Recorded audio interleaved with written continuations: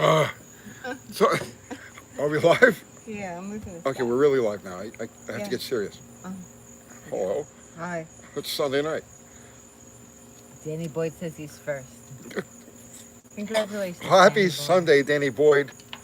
Happy Sunday, Chongo 68. Chongo! So what's going on, Tony? Don't ask me that. Why? I'm not ready. I'm just sitting here like trying to get my thoughts together. You're supposed to like hit me with stuff from the viewers. They're saying hi.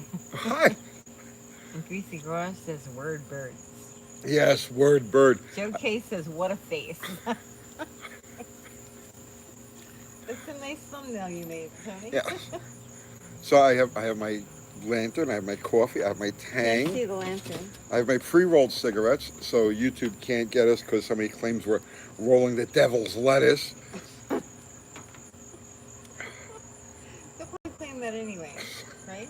Yeah, They will, now that you said it. I did, right? Yep. Now all of the trolls are gonna be like, Uh-huh. so hi everybody. Hello. What's going on? I'm lost. I have nothing to talk about. What do you mean? I have I have nothing like this just coming out of my head. What do you mean? I mean, I'm drawing a total blank. Okay, so what'd you do today? Nothing. I literally did That's nothing. not true. No, that is true. What did I do? Fubar? Fubar. Did you? What did I do? Did you go to the shop? Is the swinger going? No, we didn't put it up for sale yet. No, we're I'm still waiting waiting for for the the title to title. get back. Should So be here this week. tomorrow? Probably. Should Yeah. be. Should It be. comes really fast. Yeah. What did I do today? I did nothing. I legitimately did nothing. I'm convalescing, guys. Yeah. Between the shoulder and the middle of my back. He's hurt. I'm fine. People were complaining that you're not working on anything. Oh, jeez. I know. I know. And then I know. we had the discussion yesterday that you were hurt. But you can't walk around yelling, I'm hurt. Well, the thing is, through the course of my life, and she'll tell you, I have worked hurt. Mm. Remember the time I crashed the bike? Mm-hmm. Yeah, you've worked hurt before. Yeah. Yes. Oh, good. Maggie's in the garden. Can we see that Maggie's in the fenced-in area of the garden? She keeps going in there. No, I've worked with broken legs, broken arms. I shattered my tibia the next day. Like 48 hours later, I was in the shop in a wheelchair working on cars. Like I never let like physical things get in my way. But I don't have to do that anymore because I make my living off of YouTube. Yeah. Like I talk to the camera, I go like that. Well, if you had to work on people's cars, you'd be working on them. If I had to work on people's cars, if I had to turn wrenches, I would be out there doing it. But I don't have to. So, and at my age, I'm like, fine. You know what? Just go easy, heal, and then get back to it.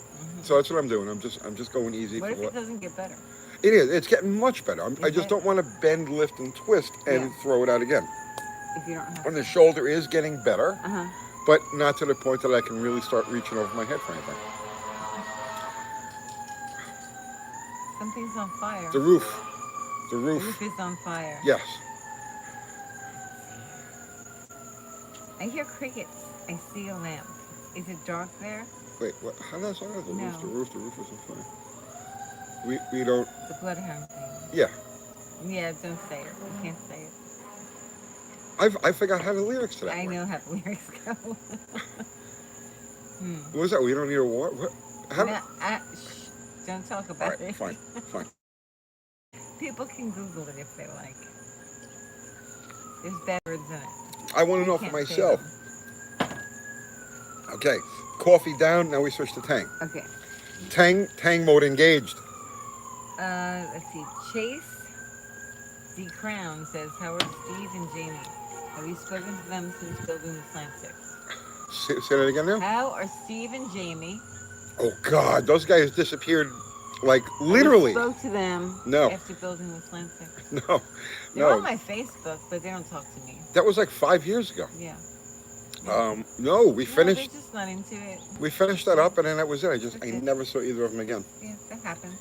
Must have been something I said. They go on and they do their different things. Yeah. Everybody's got a life, Astronaut drinks, yeah. Yes. Oh, geez, he's laughing. About what? No, it was nothing Tony said. There was no hard feelings there. No, I really didn't say anything. They No, just yeah. they finished and they just went off on their lives. Yep.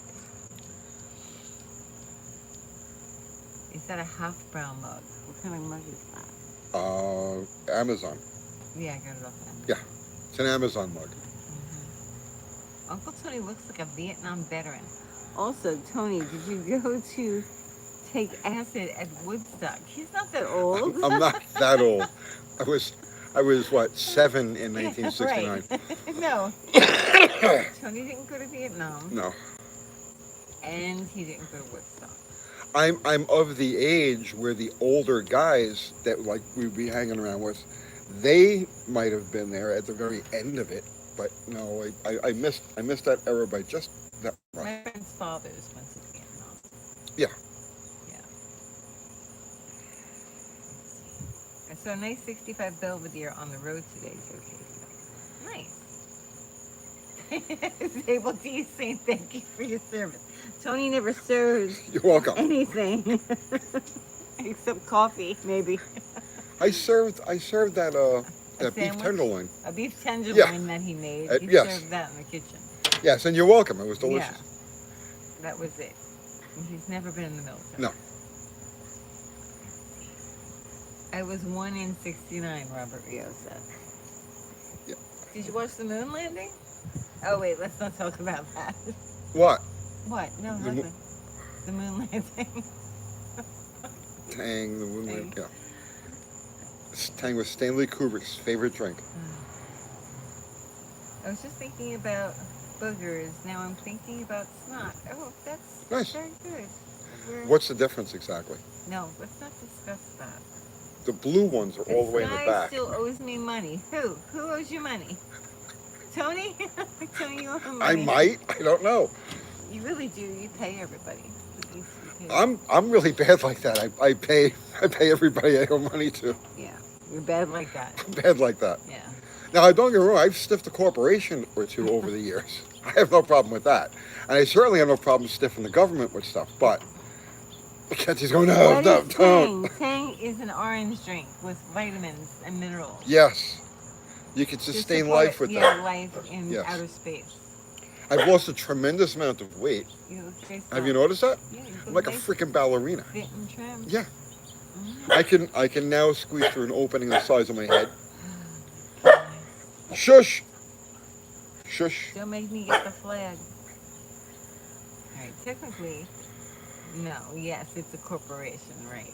What's a corporation? Nothing. Nothing's a corporation. What? I don't know.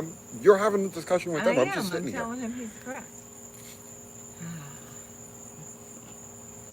It's hilarious to assume Kubrick filled something for the government, considering he didn't have anything but disdain for the government.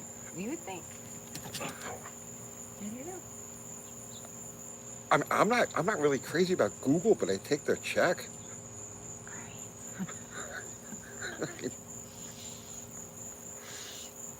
Tang with seltzer water. Remember those things you used to get in New York? Egg creams? Seltzer water? It was like Fountain seltzer, drinks. chocolate syrup. Yeah, the egg And a cream. little I bit of never liked those. Yeah, I never liked got it either, that. but people like That was a big Brooklyn thing. It's a big, yeah. Yeah, like in the 60s. It's a big deal. Yeah, the egg cream. Egg creams, yep. Uncle Tony's ballerina. Oh, yeah. Dude, I am so svelte. It's ridiculous. So, we're putting up the swinger for sale Shush. Yeah. next week, maybe? The minute we get the title in our hands, Yeah. she already went and went to motor vehicles and did all of that. The minute we have the title in our hands, we'll put it on Marketplace, along with no description, just a link to the video that we did on it. So this way, anybody who is curious can see the video. Okay. That sounds like a plan. Yes. And then what else are we doing? What are we doing? Nothing. I think our plans have just come to an end. We've No. dead-ended. This is it. Nothing happened. Yeah. 6 years of hustling and working Oh our my tail off God. has come to this. No. The end. This is the summer. It's the lazy days of summer. It is lazy days. Really lazy days. It really is. It's very hot. And rainy. Hot and rainy. So we went to look at a camper today. We looked at campers. For all you camper people, it's like a whole new thing. Yeah. Not that we less than zero interest Oh, in yeah, no, camping. we don't camp. But there were some events that we want to go to and we want to take the dogs. Yeah. And I don't stay in hotels. I will not sleep in a hotel. Are they skeevy? Yes. They're a little skeevy. Yes. Who here sleeps in hotels? We can send them some alcohol. Some alcohol spray. Right. They can spray themselves down. Yeah. Disinfectant. So I'm a body bag. So, They can sleep in that. yeah. No, I don't. I won't sleep in a hotel. Uh-huh. So or a motel. And we want to take the dogs with us. Yeah. So we're looking for a small camper. We're looking at our pods now. We narrowed it down. No So hotels? Why? They're dirty. That's why. Yeah. They're filthy. Like, who was it? Like Geraldo Rivera back in the day went in there with like one of those lights. Oh yeah. That's not even. It's just the whole idea of it. I Tony's don't. going glamping. Oh God, no. No, we don't camp. We're not camping. No. I have less than zero interest in camping, but it's a place where we can have go. dog shows to Yeah. go to. Right, We and have we dog could- events. Like there's one in Missouri that we want to go to. It's a Border Collie specialty show Mhm. at the Purina something Oops. event center. You okay? Yeah. It's like on Halloween. It's like a 5-day event. We're not going for 5 days. No. But the idea is this is a place where we can go and set up, and then the girls can be comfortable, and we can. Yeah, they have AC. Yeah, and they'll have all that. AC, and we don't have to have the dogs Which sitting they here might for. not need it in October, but at least we know where the dogs are Yeah. and they're okay. They'll be comfortable. They'll be happy. They'll chill. They'll watch TV. Travis says we bought a camper for the same reason. Yeah. Yeah. We What did you we get? originally What had the kind of camper did you caravan. get? We were going to do that with the caravan, It almost killed it. but it was too. No, like it was just way too far. You know. No, just no. It wouldn't hold any heat. Yeah, Yeah, it would have taken way too much work, more work than I wanted to put into it. So we got rid of that. Yeah. And now we're looking at R pods. I think an R pod is the way to go, which I had never even heard of an R pod before today. But we went to a camper place and looked at the range of stuff that they have. And an R pod looks like it's going to be So the. we can tow with the ticket. SJ, which Yes. is interesting. Well, we have. What was the big thing they wanted to sell us? That huge Oh, wide please, camper yeah. they wanted to sell us. And we were like, we want to tow with an SJ. He's like, what? You want to tow with what? Yeah, the box truck is gone, Danny boy. You know that. Yeah.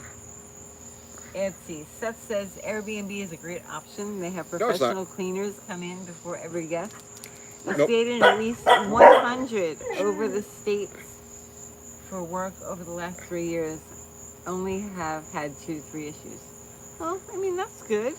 Yeah. See, it's not. No, But a just lot of no. them won't let you take your dog. Shush. The Hey. okay. Now we've got the neighbors' dogs. Are they out? Yeah, must be. Winnie, quiet. Shush. Good girl. Come here. No, I've never. I just don't stay in. I sleep in a car. Like we go someplace, Yeah. I stay in the car. I know that it's my car. I'm putting my With your head. dirt. Right, it's my dirt. Right. And It's as somebody else's comfortable dirt. and as cramped as it is, that's where I sleep because I will not put my head where other people have put other parts of their body. It just ain't gonna happen. We did have to stay at a hotel when we went to Florida. But we put blankets on the beds and slept on top of the blankets. Yeah. Let's see. Joe K says, you mean you don't want the complimentary breakfast with the fancy waffles, Tony? I sneak into those places. Many times over the years, especially back when I was like on the road when I was racing, I would sleep in the car of one of them hotels that would have the complimentary breakfast, Oh, no. and then just go in and have the complimentary breakfast. Oh, no. Let's see. Bed bugs. No. Yeah, we don't bring the... There's no bed bugs. It's not even the bugs. You can tell me that it's the most sanitary thing. You can tell me that they boiled the entire room between use. I don't smell bleach when I walk in there. And I've looked at the carpets. The last place we were at, I kept looking at the floor. It's a really bad idea. No. This is how I see it. Okay, go to Walmart at midnight. Oh, Okay, gross. go to Walmart at midnight, 1 o'clock in the morning. Okay, now picture the people that you see in Walmart at 1 o'clock in the morning, Sleeping in your bed? sleeping in your bed. Okay, and now like less than 12 hours later, you're gonna go in there and do no, just That's a hard no. Sorry, no. See, I don't care how well you prepared the room. I don't care if you've changed, if everything in it is brand new. It's like the aura of the, you know what I'm saying? It's like It's the aura. the energy bubble of what was there previously is still there, and I don't want to meld with it. Well, at least if we get a used camper, newer camper, Yes. I can bleach everything. Right. And let it then air that's out it. for like a week or two, and it gets Yeah, a it's like new it becomes kinda- sanctified and Right, it's okay. exactly. You can, right. Yeah. No, I do not sleep in. And you can always tell who you buy stuff from. You know, like if the camper is really clean. Like Yeah, the you can people tell who that you're you're buying. buying Right. things from, you know, you can tell. Gotta walk the dog. Be back soon. Vicky Froley says, okay, we'll be here. New site. People of Walmart at 1 a.m. Nah. That's where they are. That same pillow that you're putting your Oh, head no. on was used for other things. Oh, you could don't. be certain of that. Yeah, no, just no, hard no, hard no. Right, so it's a camper for us. Okay. At least we might be able to go places then, right? Right? Well, it's never stopped me from going places. It's the dogs. D2 says get a custom Dodge van.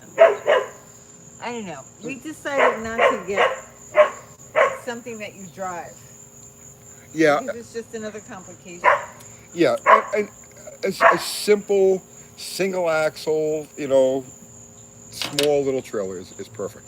The thumbnail is the stuff of nightmares. You might want to change that, Tony. Oh no. J. Russell Finch says bed juice is a thing. Disgusting. Yes, I know. People sweat when they sleep. All liquids come out of them when they're sleeping. There's a liquid. It's escaping and it's going where you're going to All put right. your head. Yeah, let's not talk about it anymore. Yeah, we're good. You're going to raise the price of campers. Everybody's going to go out and get a camper now. They're going to be like, I'm not staying in a hotel. Listen, I am not wrong. I'm not saying you're wrong. What's Winnie barking?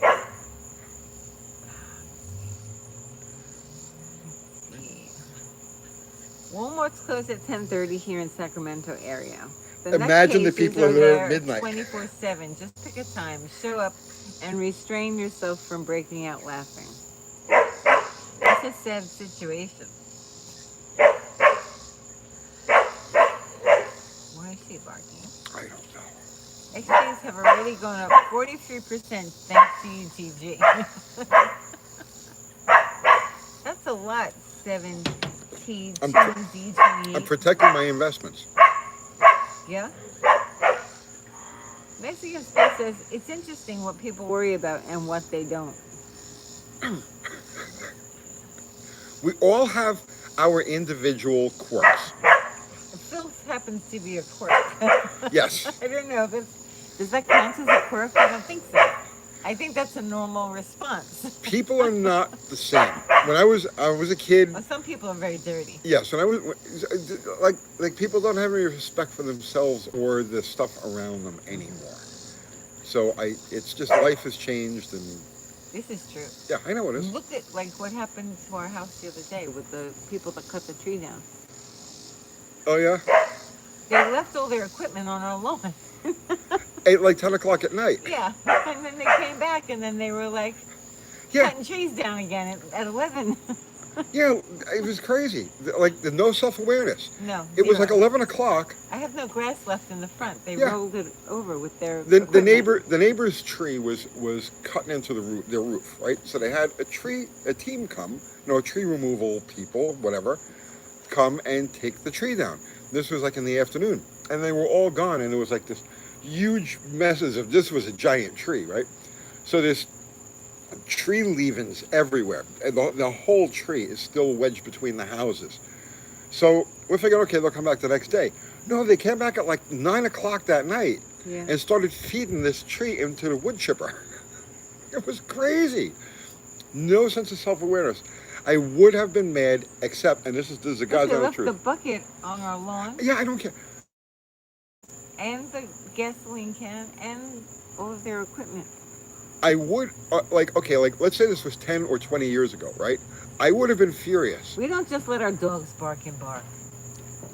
We stop them actually a lot. Yeah, except when we're alive, we Yeah, can't I because not, can't get not up. much we can do. Um, no, if this was like 10 or 20 years ago, I would have been furious, right? But I told her, I says, you know what? At least they're working because today you can't find anybody to show up to do anything, and at least these guys are working. So maybe they don't have any freaking self-awareness or common sense, but at least they're working. Just ignore it. And we did. And they were out there till like midnight. Crazy. It's crazy. Yeah, that's what's going on here. I see Teddy Mopers has been following you forever. Love this segment on China parts. Dead on. Thank you. Tang? Yes, he's drinking Tang. Yes. Tang, yeah. Howdy, old timer. Hopefully your day is uneventful, Wolf says. It was really uneventful. This was a truly uneventful day. That's a good thing. No, I got to start making events. Sometimes you need days that don't have events. No, I've had a whole week now of really completely non-event, so I have to get back on it. What's up, John? And we got to get back out to the track now. August, the weather starts to change, so we got to start getting back out to the track. We got to get the Slayer camera. I got Jamie with that demon of his. What do we got to beat? What did he say? He ran like a 8:30. I don't remember. Not sure. Like that. So we got to go out and beat Jamie's time. Jamie, by the way, is doing a live. He overlaps hours, so we start at 7 o'clock Central. He starts at 8 o'clock Central, and then he goes an hour after we do. So if you guys are done here, you can go over to Dead Dodge Garage, keep the party going. But yeah, I guess probably not next week, but the week after we'll get that out. Take care of Jamie, the young punk, and get my timing right back. And then we're back on Mission Improbable. We got to get that going. And then I got Dr. Art and Bottle Rocket, but I don't have a time for that yet.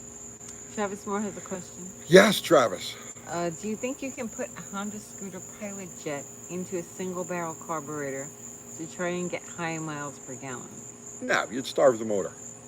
You'd starve the motor. The Honda, like the Pilot Jet from a typical like a Honda, or any of those carburetors, doesn't have to be from a Honda. It's like a 5,000 or 6,000 orifice. No, you'd never get a V8 to idle off of that. Still gonna work on Mr. Belvedere and the propane induction? Yes, that was what I started working on. This was last Sunday. I got to the shop last Sunday early in the morning, and I was like, okay, Belvedere, let's get on this thing. So I jacked it up. I got it on jack stands. I started taking the axle because I'm lower in the back of the car 2 inches. So I started working on that, and that's when the scrap guy came by, and he was like, hey, can you give me a hand getting this block on the back of the... Sure, no problem. And the next thing you know, and my back is out for a week. Channel Scuff says, one of my best friends worked on the Saturn V rocket. It was real, I assure you. Oh, I have no question that the rockets were real. And absolutely no question at all.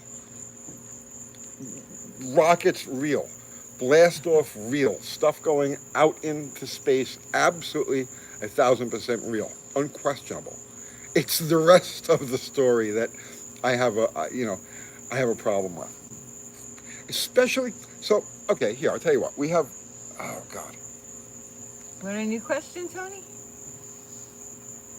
Let's just have a new question. Okay. AR Ghost says, I got something for you to talk about, Tony. Go ahead. I bought 2 more 85 Virago 1000s for parts. One has a dual to single carb conversion, and it runs like crap. What's your opinion on dual to single carb conversion? I did a single carb conversion on a 750 Virago back in 1995, 1996, something like that. And it ran much better actually. I don't remember what carburetor I used. It was a kit. I would work with the single and make the single work. The problem with those Viragos is at least with the dual carburetor setup, and I don't know what exactly is, right? But if the throttle stop opening isn't exactly right, they don't start. It'll either kick back and kill the starter, and it kills those starters quick. They're very fragile, uh, or it won't start at all. The throttle position, the throttle blade has to be set exactly right for those things to start. So, um, the Saturn V rocket. Okay, we're talking about rockets. Is Zero here? I don't see him. If we're like this, Zero doesn't want to have anything to do with us. We're like, vertical? Yeah, I keep apologizing to him every Wednesday. Sorry, Zero. Yeah. Um, so, okay, Rocket Man, riddle me this. Okay, a rocket uses what to propel itself? What? Oh, am I supposed to be looking at the Yeah. comments? So the propellant that comes out of Kerosene the and oxygen. yes, well, all different chemicals, all different methods, but the idea is the propellant, the thing that's burning, pushes against what in order for the rocket to go forward? I'll wait for the answer. Kerosene. No, whatever you're burning inside the rocket, the propellant comes out. It burns. It comes out of the back of the rocket, and it pushes against what to make it go? Thrust. Pushes against atmosphere. Yes, there you go. Pushes against atmosphere. Now, what is not in space? What is not in space? Right. Gravity. Gravity and also Newton's laws, Tony. Newton's laws of what? I hope they landed on Uranus. No, seriously. That's how a rocker works. Other air molecules, atmosphere, thrust, atmosphere, oxygen, moon pies, air, atmosphere. Right. People are not in space. Cash. Laugh out loud. So the rocket uses its thrust, its propellant. The thrust is pushing against the atmosphere, the air, the Equal and atmosphere. opposite reaction has to go with its own oxidizer. Yes, but you're missing a point. It's oxidizing, it's creating thrust, force. That thrust is pushing against something to make it go forward. The thing that's pushing against is the atmosphere, the air, the atmosphere, okay? In space, the space would be defined as a lack of atmosphere. There is no oxygen, there's no atmosphere in space. So once the rocket has broken free of our atmosphere, the only thing to carry it forward is going to be momentum. Mike N says, when in space, the rocket pushes against its own exhaust gases. That doesn't work. That's like saying this is a magnet, I'm going to put it in front of me and pull myself forward with the magnet. It doesn't work like An that. object in motion stays in motion, including in space. Yes, I agree completely. How did it lift? How did it lift off from the moon? How did it accelerate away from the moon? Tonya, correct. Right. Hennyhead 68 sent you super chat. Thank you, man. Says, have you ever been to the Carlisle, PA car show? Yes. Is it as good as I've heard these days anymore? It's on my bucket list to check out. We went, Kathy and I went together like twice. Was it twice? Yeah. We went twice. It was great. We really enjoyed it. But it was before I started doing YouTube. Then I went once about, I guess it's about 3 years ago now. And I went there, I was with John Wilburn, and I lasted about 15 minutes. And I was like, okay, I gotta go. So, yeah. Not that, I mean, It's because I wasn't there with you. I didn't make it fun. I mean, I met, in the 15 minutes I was there, I met a lot of really great people. I thoroughly enjoyed meeting them. But I realized at that point that I cannot just go and enjoy myself at this thing and just be, a part of the event. Now I have to be It's a big Tony event. from YouTube. And I don't want to be Tony from YouTube. So John and I went to a railroad museum and shot videos over there. Booga Biga says, equal and opposite reaction, exclamation points. The gas is being pushed off and the rocket moves away in equal force. What is it moving away from? So it's like having a tire with no traction. If you put the tire on the ground, the tire is working against the ground in order to propel the car forward. Well, now if you lift the car off the ground so it's not in contact with the ground and has no way to propel itself, no matter how fast you spin the wheels, it doesn't move forward. A rocket outside of the Earth's atmosphere would have the same effect. There's nothing for it to push against. All right, Rich Jordan says the exhausting gas presses against the inside of the rocket motor. Press forces its movement out of the nozzle, but it is exerting force in the opposite direction of its travel. Against what? You're reading the Google definitions for this, because if you go and you... 7T says a rocket moves the same way a balloon moves. It's pushing gases out and the vessel is pushed in the opposite direction. A balloon would still work in a vacuum. No, it wouldn't. No, actually, I don't even think... D2 says Tony's correct. No resistance equals no movement. Right. Right. In a vacuum, I think that if you were to, like if you were to like let the air out of a balloon, not pop a balloon, but if you were to let the air out of a balloon in a vacuum, I don't think anything would happen. I think the air would stay in the balloon. I'm not sure about that, but that's besides the point. If you look at like the Google, if you Google how does a rocket work, they'll give you all of these nonsensical things about it propelling it off of itself. Olive says simply wrong, Tony. You're simply wrong. Okay. Quiet Driver 97 sent you super chat. Thank you. I was at Carlisle this year with a vendor and it was dismal. Dodge didn't even show up. No thrill rides, no Banshee, nothing. Carlisle is dying. Is it? No? Well, I mean, I gotta be honest with you, the times that we were there and enjoyed ourselves, we didn't even know those things were happening. So we went, we saw the vendors, we saw the show cars, we saw, we talked to a lot of people, we enjoyed ourselves, and I had no awareness of Dodge being there or anything like that. All right, are we done talking about rockets? No, well, I mean, if somebody wants to debate me, go ahead. Tony, most people have been programmed, YouTube says. I know that. Nature abhors a vacuum. Vacuum of space is a myth. No, it's not that space is a vacuum. It's that space is a void, right? Space, void, right? In other words, there's really nothing there, meaning there's no atmosphere. So they say. Well, so they say. All right, I'm just. But there would be nothing in space. Like, in other words, basically, a rocket is a phenomenon that would only work in the environment come here. that it was created in.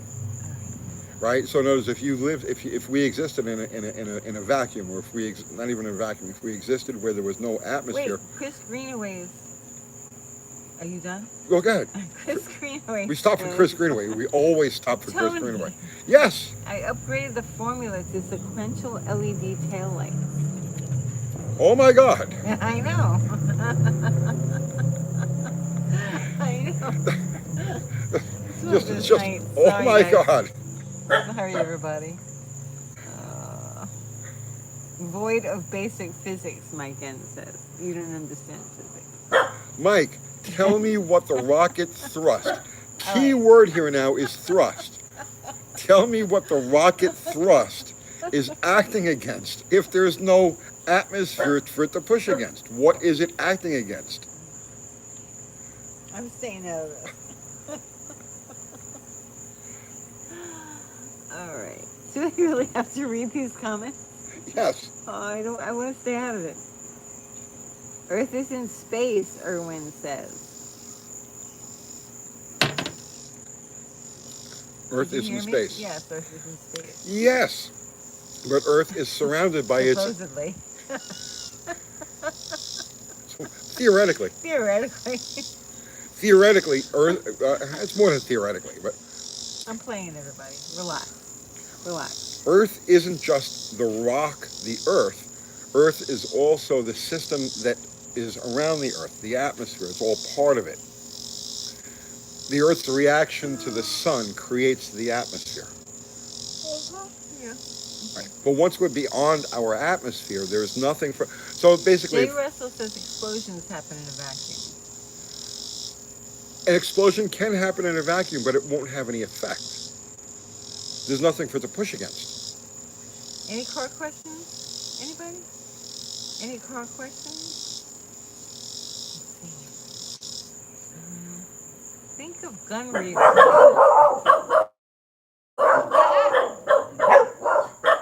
Hang on. Shush. My dog is there. Yeah. Yeah, gun recoil is a perfect example of what I'm talking about. If there was no atmosphere for the pressure coming out of the front of the gun to act against, there would be no recoil. So yeah, gun recoil is a perfect example of like a lack of atmosphere would be a lack of thrust. What's coming out the front of the gun is thrust and pushing back. No atmosphere, nothing to push back against. The bullet would still go forward. It's being propelled from a standing, a stopped area. So the bullet would be propelled forward, but you wouldn't get the recoil back because there's no atmosphere. Oh, you got the stick. Oh, let me get the stick. Yeah. Ultimate doggy control. It's a herding stick. Yes. To go with animals. Not dogs specifically, but it works really well. Let's see. There would absolutely be recoil. There would be no recoil if you were shooting it in space. Pretzel? No, thank you. Let's see. The case and barrel direct the force against the bullet. It does work in a vacuum. Yes, a gun would absolutely work in a vacuum. But there would be no recoil because the thrust that's coming out of the front of the gun, the pressure that's being released from the front of the gun would have nothing to push against. So there would be no recoil. B2 says guns can't fire in space.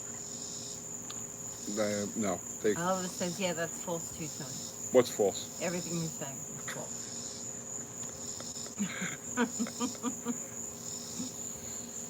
Hello from St. Louis, Missouri, Scott Anderson. They have atmosphere in St. Louis, Missouri. They do. I've seen that. Missouri, that's where the right. show is, yeah. At the Purino Arena, or whatever it is. Dogophobia. Yeah. Okay, I don't see any. Oh, here's a car question, Ryan asked. Okay. Let's see. I bought my first bike. It's an 81 750. It's a bike question. Virago. Needs a stator, fuel lines, and a front brake, but it was only $400, so I think I still did okay. Yeah, that's not bad. Stators are easy to change. Good luck with it. You probably end up changing the regulator rectifier with it also. Always change them as a pair. If you have a regulator rectifier go bad, or if you have a stator go bad, generally it'll take out the regulator rectifier also. There's oxygen inside a bullet/cartridge. It's not just powder. No. There is no oxygen in there for it to act against. Use tractor paint on your cars, Tony? No. No. Remember, no matter where you go, there you are. I've been saying that for minutes now. Can a gun fire underwater? Yes. There's no oxygen. The gunpowder releases its own oxygen as it burns, like nitromethane does. So yes, guns absolutely do fire underwater. Okay. Yeah. Does the carburetor work in space? No. A carburetor would not work in space. A carburetor is completely reliant on atmospheric pressures. Robert Reeves says so it should fire in space too. Yes, there's no question that a gun would fire in space. But there would be no It would recoil. fire. What's that? You sure it wouldn't? Didn't you? No. I'm A not paying gun attention, would fire in space. A gun would fire in a vacuum. But there would be no recoil. Because recoil is a factor of thrust. And since what's coming out of the front of the gun has nothing to push against, meaning the atmosphere, you wouldn't have recoil pushing back. Okay, Orlando Romero says yes. Firing a gun in space would cause recoil due to Newton's third law of motion, which states that the force exerted on the bullet would be equal and opposite on the gun and the shooter.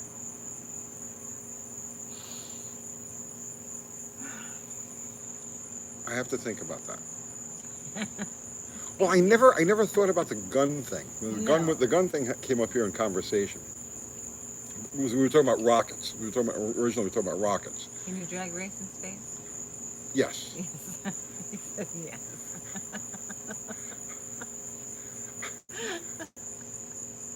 We need to send Tony to space so we can do experiments. Stray bullets. I agree. I'd go. At my age, yeah, sure, why not? Shoot you up to space. Shoot me into space. Shoot you. Yeah. Let's see. Nancy says, according to rocket propulsion and the force you can tickle my CO2 sensor. There you go. I don't know what that means. It's code. Okay. We hate the moon rover. It's an EV. We hate what? The moon rover, it's an EV.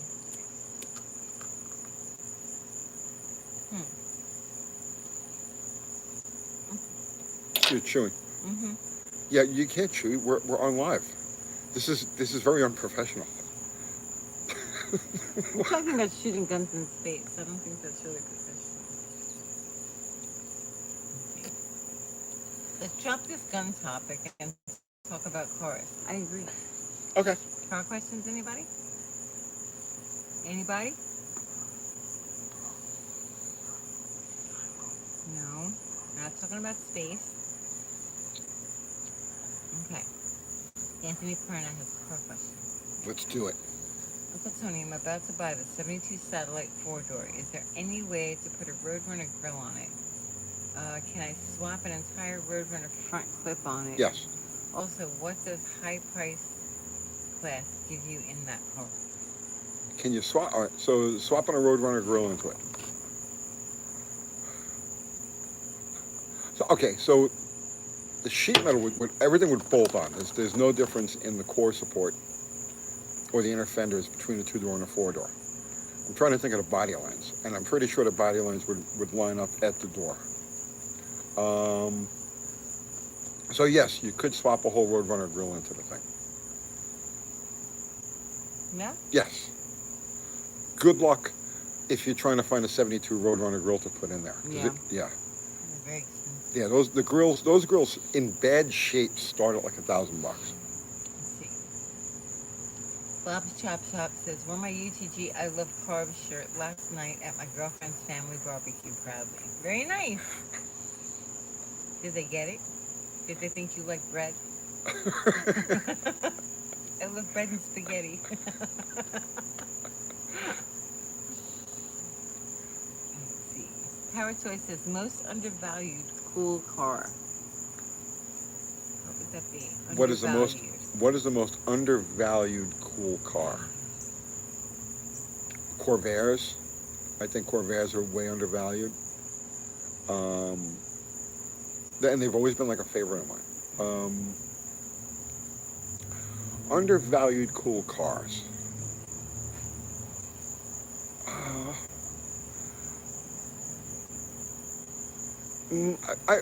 I see really screaming deals on full size, like, all brands.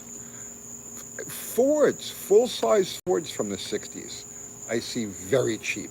Like they'll pop up on Marketplace, 65 Galaxies for like $1,500. There's a lot of undervalued stuff out there, like if you go like 40 years ago, if you go 30 years ago, 40 years ago, really, when the classic car thing first started to become big, right? It's amazing how it hasn't changed really that very much. No? Well, think about it. In 1985, we're doing a muscle car magazine. Everybody hated road cars. I don't mean that. I'm talking about like the interest in 1960s and early 1970s cars started in 1985 when we were doing muscle car magazine. It was really only kids. But that was 40 freaking years ago. Like them. That was 40 years ago. This is like Groundhog's Day. We live in Groundhog's Day. Tell me about it. But if you go back then, the only cars that were valuable that anybody really wanted were the prestige cars, muscle cars, and especially the rare ones. Like that has never changed. But cars back then that had like no value still really have no value today. And I think. What about like the old Toyotas? Like those are very cool. But are they cheap or are they very expensive? I don't know. See, I'm not familiar with that market. I'm not familiar with that I market. feel like that's very overlooked. Like I think like a 73, 74 Corolla or something would be extremely cool, but I don't know if they have a value. I don't know. Hmm. Probably, I don't know. right? You would think Z so. cars go for bucks. Do they? Yeah. You can still find one decent if you want to put it together. I keep an eye on them. Not that I'm looking to really buy one, but Yeah, I sure. like them, so I watch them, Yeah. and I see them all the time for like $1,000, Yeah, you fifteen can hundred get them dollars. cheap. But they're rat Right, basket that's what I'm cases. There's saying. nothing left of If the you want to cars. put them together, you can get a cheap one. Yeah. What about like Volvos? Old Volvos? Oh yeah, like the 240, like the one we had. Yeah. That was a great car. It was a great car. I drove that thing everywhere. Cars like that, I would say, would be cool and undervalued. There's a lot of cool stuff out there. Like the definite. What I was. I'm okay. I'm sorry. See, I got off my train of thought. Sorry. The cars that weren't valuable back then, 40 years ago, when the classic car thing got started, still aren't incredibly valuable. But where they were very uncool 40 years ago, they're actually very cool They're now, cool now, right? and they're still undervalued. Corollas definitely have a following. You're rock set. Okay. Let's see. Mercury Cougars, Cyclones, Comets are undervalued. First generation Honda Civics. Saabs, Datsuns. First gen Civics, I think would be Yeah. yeah. You think so? I could see Those the are old great Corollas cars. being valued, like stuff that people kind of ignored back in the day. Yeah. I think that people would really get into now. That might be the whole next wave of things. Who knows? I don't know. Volvo Sport Wagon. Let's see. Acura Integra is overrated. What's your thought on the '67 Camaro? Vent windows. You know, I don't know. I broke my nose in one. Let's see. Volkswagen Rabbits. Yeah, they were okay. They were okay. The Scirocco's were cool. Regals. Yeah, well, those are sought after. People like the Regals. The Volkswagen Scirocco's were cool. There was a guy running one in AA modified compact. I guess it was around like 1978, 1979. And he was in the middle tens with that thing, with a Scirocco. That was like when Buddy Ingersoll was running the Turbo Pinto, and that was very cool class. But nobody paid attention to it back in the day because like, who cares? These are like little 4-cylinder cars. I cared. They were very cool. But I remember there was a front wheel drive Volkswagen Scirocco that was running in AA modified compact, and he was deep in the tens. Philip Reed sent a super chat. Thank you. Let's see. Started replacing the top on my '72 Beetle, and whoever was the last guy really loved cheap adhesive and a stapler. Time to do it right, painstakingly right. I'm sorry, Philip. That sucks. You're bound to find stuff like that. Yes.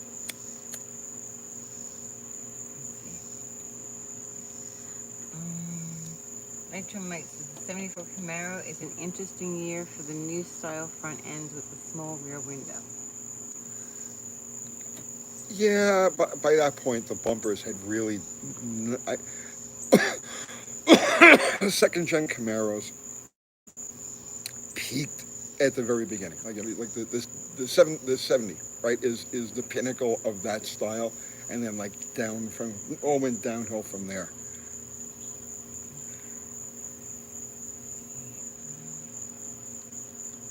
I don't see Zero's here tonight. I don't see him. He may have a life. It's because we're vertical. That's the reason. That could be. He hates it. He really doesn't like it. No. I don't know why that's happening. YouTube's been having a lot of glitches It has. lately. Yeah. Like, a lot. So you never know what's going to happen. Nothing as it seems says Rabbit was golf for those on the continent and the UK. Say that again now? Rabbit was golf. Rabbit was golf? Was. Oh, yes.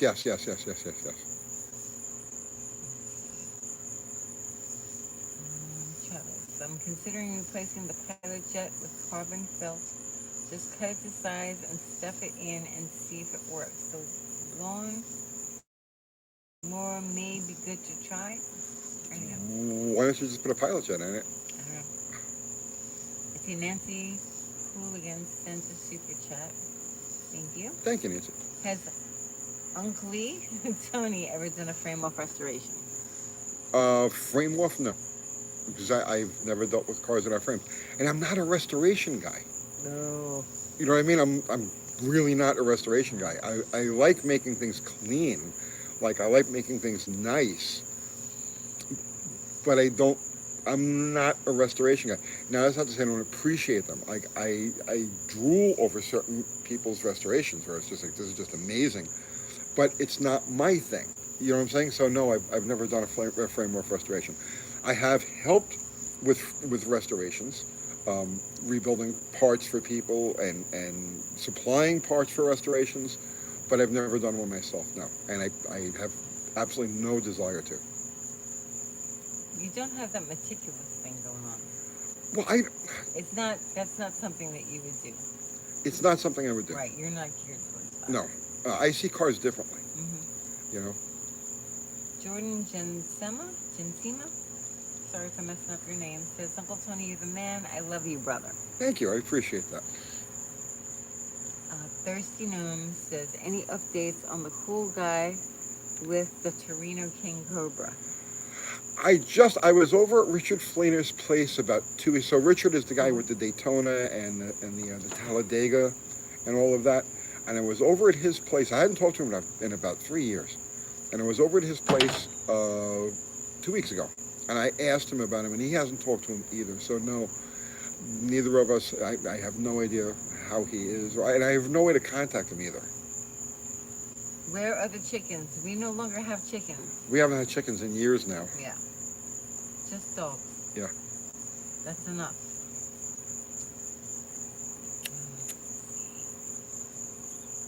Max Motorman says Gen 1 Dodge Ram, D-Series, Hot Hatches Daytona and Escorts, Box Body 80s Cougars, and AMC Gremlins. Oh, that's his list of Cars, yeah, cheaper, that are cool. undervalued, cool cars. That's a good list.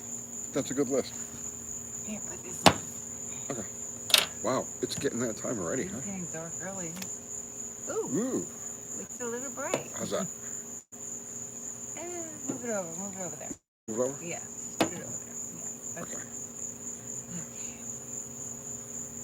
No chickens. No sheep, Stray Bullet. We don't have room for sheep. We are going to a herding seminar, though. Yeah. And we're going to herd sheep and geese. So that should be fun for 2 days. 2 full days of herding. Woo-wee! Yeah, woo-wee. Tony's not excited at all. Whatever, Tony. What, sweetheart? Electric porch lights are like electronic ignition, Tony. You should only have, I guess, lamps. Look, I have the future and the past. Yeah. You should probably get another one of those Hurricanes. They're really good. It's a good lamp. Yeah. I'll turn it up a little bit. No, just make it higher. It's really hot. Turn it down. Try herding cats. No. Winnie, come here, baby. Haunted lamp? No. You're such a good She girl. can't hit that lamp right. Can you put that towards She the can't hit middle the of the table? She can't hit the lamp. In case she jumps up. I'm paranoid about my dog, everybody. She is. What's the status on the propane project? As I was saying before, last Sunday I started working on it. I got it up in the air. I got it on jack stands, and I went to help move an engine block last Sunday morning, and I threw my back out. So I haven't worked on anything in the last week. The 74 Slow Part says, when are you going to put on a pair of flip-flops and sell out to Discovery? Never. Do they still exist? Discovery Channel? Never. Never. Their days are numbered. You Though. can't see Winnie. Move the lamp. Can't see Winnie? No. Okay. Yeah. Can you see her now? Here she is. Give Daddy a kiss. Girl. Give me a kiss. Thank Aw, you. You're such a she's good a good girl. girl. I love you. How much did the car bring? We didn't sell it yet. Next week, I think. Hot Rod HQ says, I've learned so much from your videos. Thank you, sir. Thank you for watching. Philip Reed sent your super chat. Thanks, Phil. Your thoughts on Malaise era cars? I love my Mark V due to its gaudy exuberance. You said it, right? No, that's the one thing Malaise era was good for, was the gaudy exuberance. That was good. It was good. Not much else was good, but definitely. Nomad says, whatever happened to the Mazda Miata? That was my favorite build. I parted that thing out, I guess it's 3 years ago now, guy. It's been a long time. Get rid of it.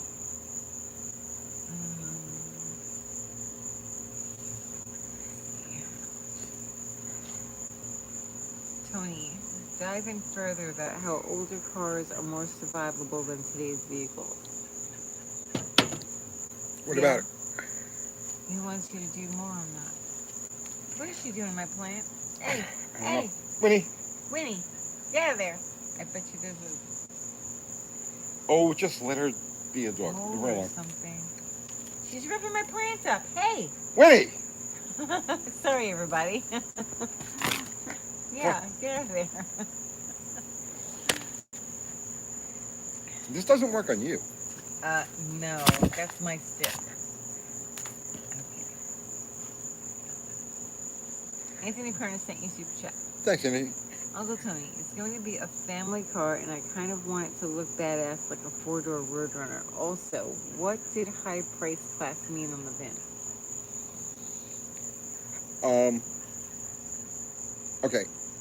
You got to be careful, right? Style-wise. I know you want to make it look like a Roadrunner. Okay, I get that, but don't go too far with it because they tend to look really awkward. You got to be careful with stuff. Like when the stylists did their thing on these cars, these guys were not stupid, right? And that's why only certain colors were available on certain body styles, and certain options were only available on certain body styles.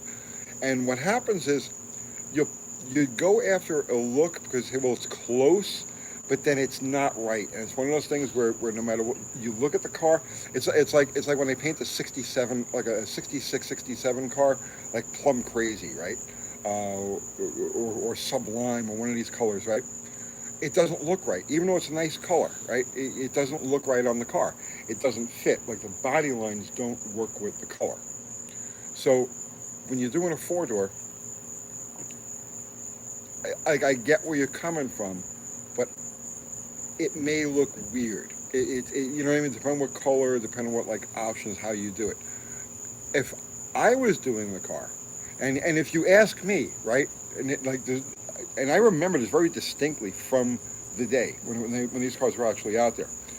Police pursuit versions of those cars, right, with the 15x7 wheels, and even like the 15x7 cop wheels, which came later, right? But 72, you still had 15x7 Steelies with the dog dish hubcaps, no chrome, like just like the bare car. Those things look badass. Like from every angle, they looked tight. They were perfect, right? So yeah, the fuselage B body four doors in the cop look is as tough and as muscular as anything that they did with Roadrunners. So like look into that because that's how I would do that car. Russell J. Finch wants to know, do you still plan to do a podcast? Yes, I do. You do? I do. It has to gel. Everything has to line up. And yes, I definitely plan to do a podcast.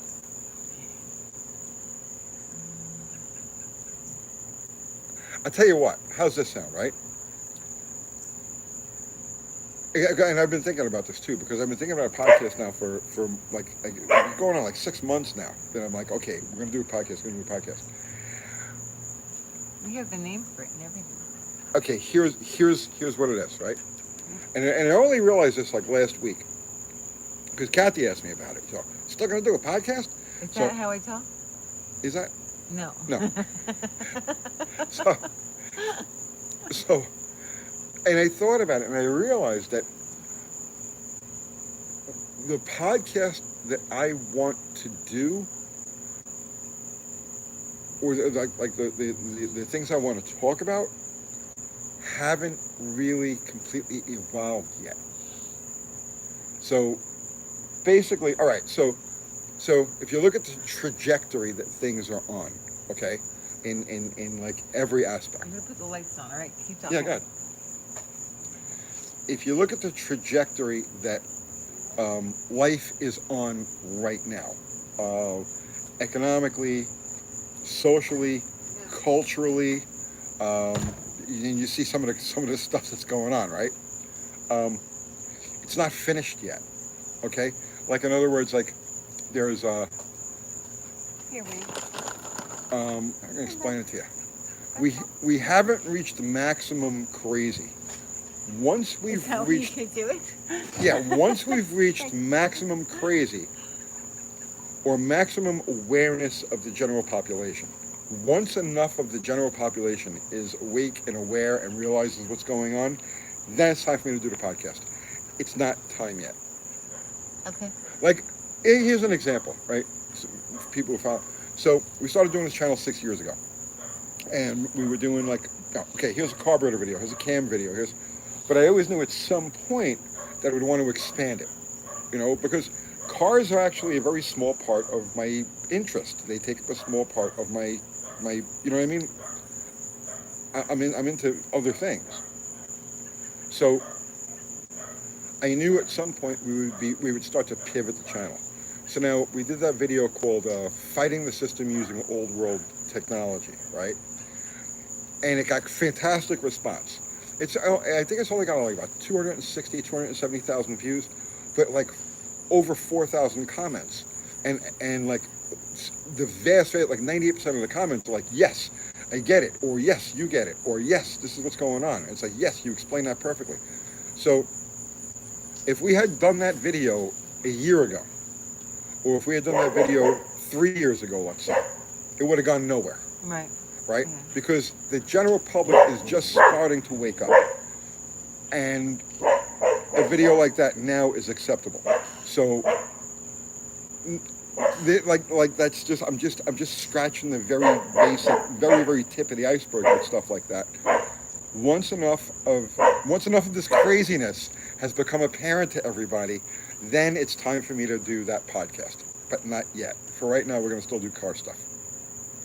But is it because of the title that we came up with that determines what the podcast is? Because you could do podcasts on other things like that are current right now.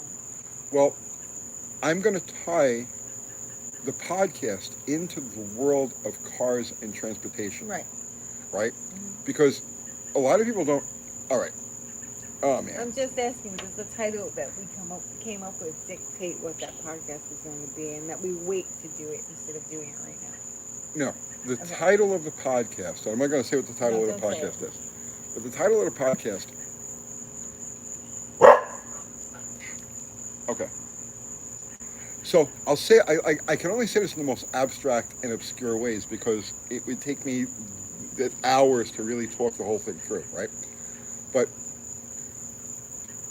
the societal evolution that we've had for the last 100 years, and now the de-evolution that we've had for the last 50 plus years, right, is all tied directly to the car, like 100% of all of it.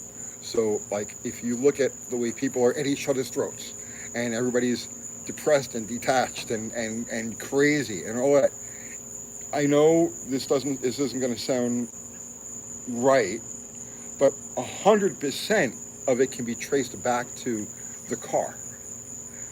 And I'll explain that in detail at a future time. The car is both the man's greatest achievement, at least that we know of, right? But it's also been the worst thing that's happened to us. It's a double-edged sword. So because we've abused the mobility or the options that internal combustion engine has given us, because we've abused it, we've ended up in the situation that we're at now. And I can explain all of that. I know it's going to sound like really vague to most of you guys. It's like, what the hell is he talking about? Cars are bad. They're good and they're bad, but they're directly responsible for everything that you see going on in the world right now, as crazy as it is. And I can actually take you step by step from the very beginning, from like 1900, the turn of the 20th century, until today, and show you how the automobile has fit into every step of of societal advance and then societal decay. 100% linked to internal combustion engine. Thumper, the sweaty fat guy, says $6 gasoline will be the start of full retard crazy. No, full retard crazy has nothing to do with the price of gas. Full retard crazy is coming in other ways.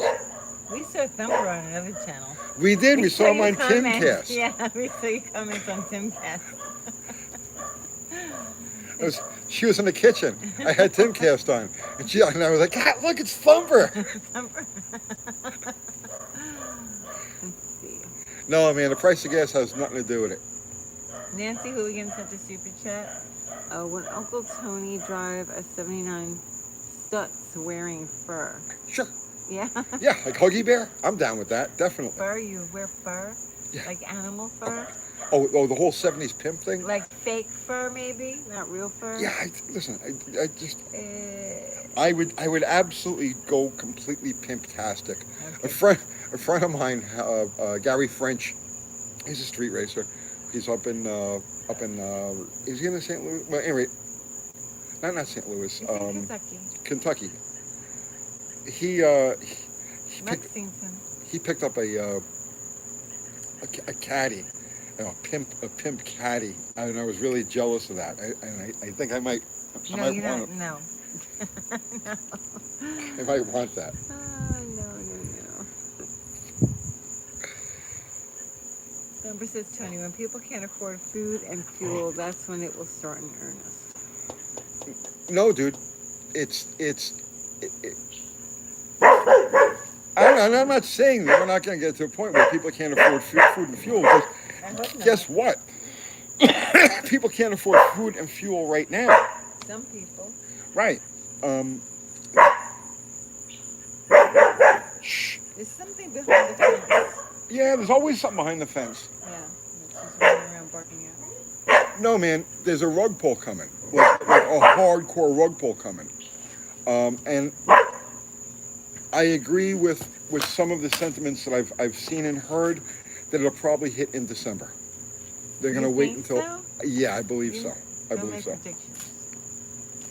I'm not making a prediction. I think that it should happen. Okay, so the rug pull is certain. Like, it's absolutely certain. There's no doubt, no question in my mind. So I'm not making a prediction about that. I'm stating a fact. It's there. It's coming, right? It's a mathematical certainty that cannot be avoided. This speculation is when it'll happen. I think it's going to be sooner rather than later, and I think it's going to have... I think this selection process is going to be the trigger. We don't know what tomorrow will bring, right? Mm-hmm. But the problem, Thumper, is going to happen with accounts not being accessible. That's where it's going to happen. It has nothing to do with like the normal escalation of prices or normal abnormal inflation like we're experiencing right now. It has nothing to do with that. It has to do with the inavailability of access to funds. And that is another absolute certainty. We'll see. Dollar better not crash. I still have stuff to buy, Scoop says. Don't we all, Scoop? Well, you better figure out how to protect the ones that you got. We all have stuff to buy. Right? I don't. Not really. Not really. Need stuff. We're not stuff kind of people.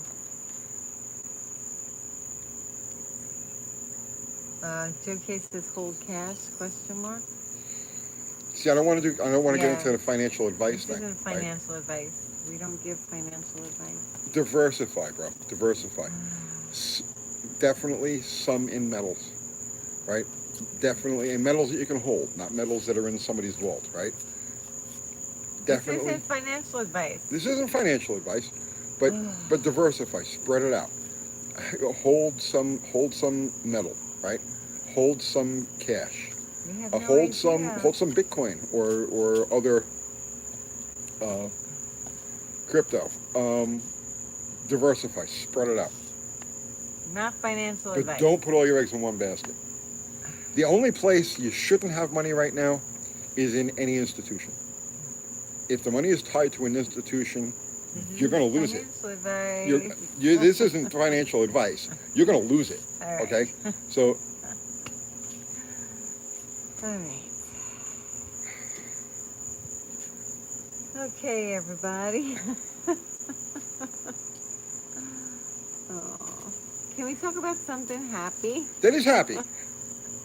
That That is happy. We live in an evil, corrupt, twisted, and distorted system. I don't And disagree. when it comes down, I think we'll all, well, not all of us, but I think a good portion of us will be very happy about saying? that. What did you say? About what? I know. Not financial advice, no.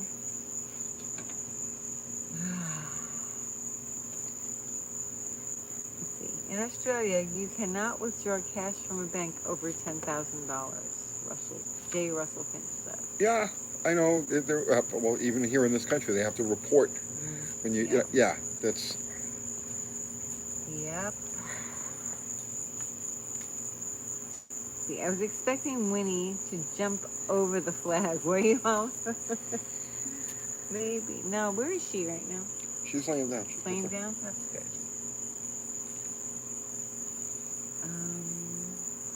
E. Fogg says he appreciates UT wisdom. Well, thank you. Let's see. Thumper says, I've been investing in tangible assets, lands, vehicles, parts, tools, etc. for 10 years. I saw this coming. Yep.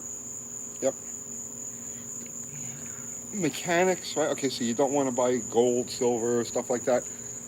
Buy welding wire. You know what I mean?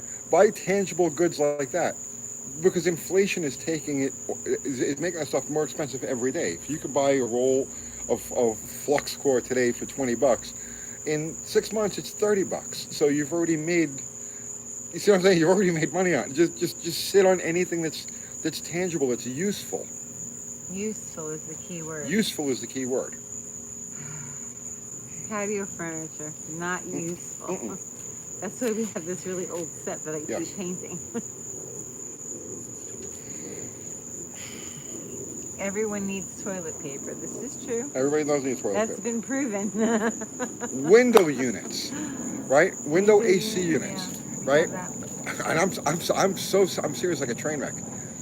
That's the kind of thing that, like, if you don't want to speculate, let's say, with precious metals or cryptos or anything like that, but you see what's coming, right? Things like window air conditioning units, which have been out of favor now for decades, okay, will have a tremendous value Clotheslines. as time goes. Yeah. Rusty Fuel sent you super chat. Thank you. It says, how to clean a catalytic converter. I mean, generally speaking, you don't.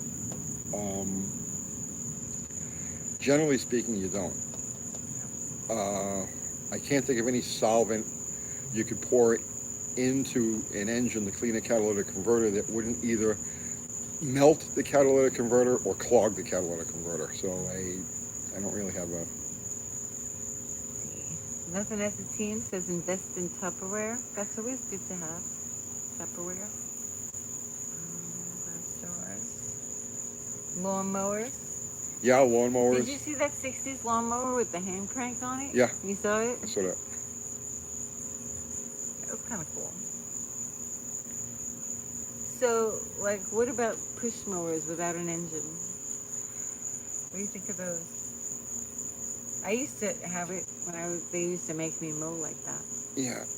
That was pretty popular when I was a kid. So I don't see a shortage or like basic, like gasoline and stuff like that, the basic fuels that we have. So, like, here's the thing, okay? We're not going Mad Max. That's not going to happen. Wait, certain Invest places, in food. I would keep some food in the house. certain Always. places are absolutely going to go Mad Max. Oh, I hope not. All right. Um, if you're in a place like New York City, you're in a place like Chicago, you're in a place like Los Angeles. Bet on Mad Max. It's already happening. Okay, and it's happening on purpose. It's happening for a reason, right? Um, Bet on Mad Max if you live in an area like that. If you're in a suburban area, um, if you're in a rural area, you're not going to see Mad Max. All right, you may see some weirdness, but you're not going to see Mad Max. You'll still have fuel available. You'll still have electricity available. All of the things that you normally have are going to be there. So, like push mowers and stuff like that. Yeah, I mean, if it makes you feel better, but gasoline will be there. You'll be able to deal with it. Certain areas are absolutely going to go Mad Max, and certain areas will just be like, okay, you know, so Do you think that? they close Home Depot. I know I can get some wood from the guy down the street over here. I don't know. I don't know if people would actually. I don't know. You can't make predictions at this point. What's that? Like, I know you say that New York City would go Mad Max, but you can't really say that that's the case. Well, I think that they would put things. I don't know. I could be wrong. I would think that they would implement things so that wouldn't happen. What okay, so all right, so During the Depression, they had the WPA, and the Works Project. What? it Were you won't work shaking your because head? no, It won't work. People won't work. Is that what you're society has saying? changed. Society has changed. The things that happened that they had in the Great Depression, like works projects, won't happen anymore. The society changed. People have changed. Back then, people were grateful for the work. Today, people resent having to work. There's Well, a that's whole true. there's I a don't know whole how different that mentality. Which is happened. why I didn't get mad at the guys doing the trees at midnight the other night, You're because just look, at glad they least were they're working, I right? So don't know. I've never seen anything like that in my entire life. so here's this, right? Okay. If you look at what's happening in cities like, and I just keep going back to the You same have one. a super chat when you're done with a question. New York City, right? Los Angeles, San Francisco, right? These are the big ones right now that I see. Okay, but it's happening all over the country. If you look at the main drags, like Fifth Avenue in New York City, the stores are done. Like the street level stores are done, right? There's a channel called Metal Leo. This guy he's on the West Coast, and he does these walking tours of areas in California, and just shows you go down, main drags of, like famous, established, long established shopping districts and commercial districts where the hustle and bustle, where the city happens. There's no hustle and bustle anymore. There's no You hustle and don't bustle see it. anymore, and if you go you go for miles down these main drags, and this is closed, that's abandoned, this is for lease, this is empty, this is out of business, and it's just block after block after block after block. So it's already happening. Okay, there's no incentive for anybody to go back into those areas and move and start businesses there, because the commerce has left. Like the people who buy the stuff, they're not there anymore. People are allowed to steal whatever they want to steal. And then That's you the get reason. right, and then you get the laws, right, where Who's literally gonna in open a New York business? City, it's like you can steal up to $1,000, and that's it. Well, if you have 30 people a day run into your store stealing $1,000, that's 30 grand a day. Right, right. You can't operate a business like that. So these places are irreversibly on their way to Mad Max. Just extrapolate, right? So Can I super chat Sure. real quick? It's on the same topic. Okay. Richard Hayes wants to know, Tony, just got home from Eastern Tennessee / North Carolina. Realized they need to get out of Illinois. Any tips for a single 26-year-old ready to escape communism? Oh. you see that what's his name?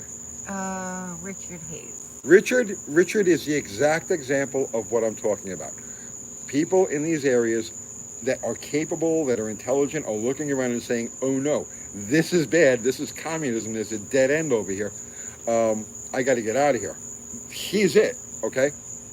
Um, What advice do you have? what advice do I have, bro? I don't know what your trade is, and I don't know what your skill sets are, and I don't know what your view for the future is going to be. I Our can, area is very medical specific. yeah, Like anybody that's coming here, like if you're a nurse or if you're in any sort of medical field, you're some sort of tech, you're some sort of yeah. I could tell you this, bro. If you're willing to work, I know I always sound like a cheerleader for Nashville because it's my home and I see what's going on here. Come to Nashville. Just come to Nashville. The opportunity. When I say Nashville, not just Nashville, but the whole area around it. Okay, um, there's nothing but opportunities here right now. And I know there are other places in the country that are like that, but you're asking me, and my personal experience and my personal opinion, just come to Nashville. And don't even think about it. Just come to Nashville. If you're willing to work, you'll work. Right? You'd be good. But that's all right. So now, those are places that are going to go Mad Max. But here's where the opportunities are. Okay, and I keep saying this. If I was a younger guy, I would seize one of these opportunities. There are hundreds of small cities across the country right now that are abandoned. Right, like people don't realize. Yeah, so like we live in a little oasis over here where everything is good. Like the stores are busy, the traffic, everybody's normal, everything's good. There's like next to no crime. So we live in a little oasis. Less expensive in Tennessee, not where we are. Say that again now. He's asking if real estate is less expensive in Tennessee. I said not where we are. Not where we are. No. But within the influence of the Nashville Circle, yes, there are some very affordable, reasonable places. Outside the Nashville Circle. No, within the Nashville Circle. Like where? Where's what's affordable? You could still go out to Woodbury. You could still go out to areas around Eagleville. You'll find Eagleville's crazy expensive. That's the now. town of Eagleville. But if you go 3 miles down the road, you'll find really good deals. Farther out. Yeah. Just come down here and you'll be fine. You have to go farther out. Okay. Just come down and explore. Just come down and explore and meet people, and you'll.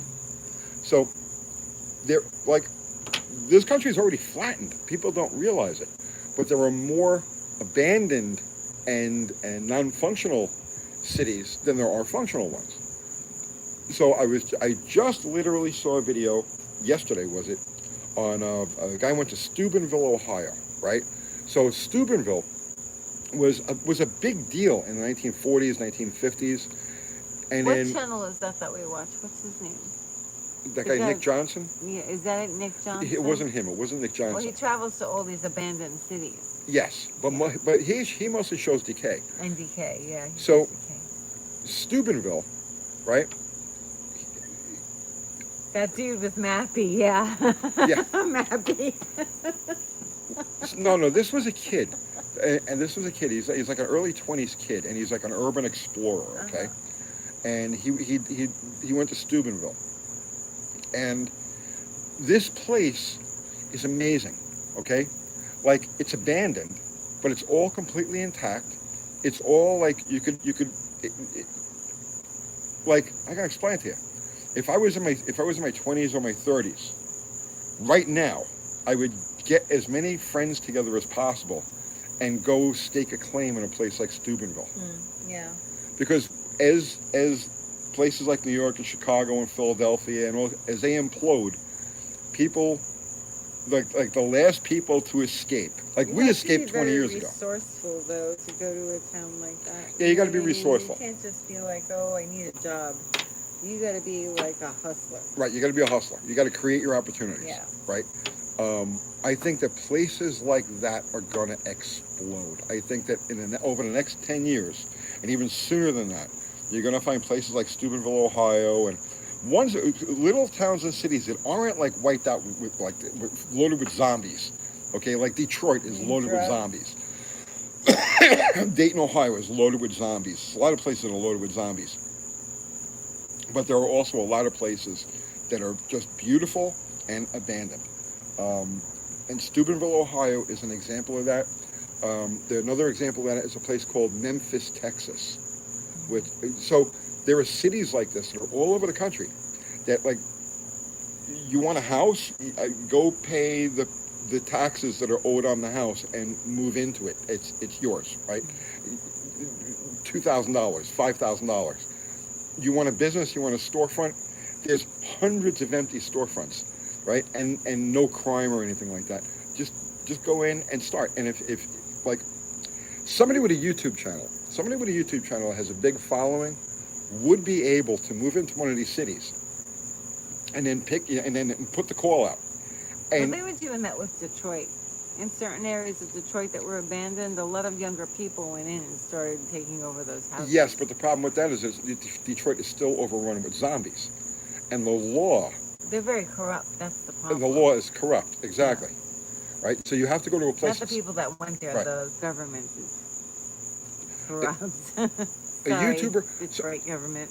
So Not sorry. here's an example of how this could work. Okay, there's a town about 25 miles from here called Bell Buckle, right? Now, when we first moved here, we moved here in 2003. So when we first moved here, Bell Buckle was abandoned, right? No, it was running up and running.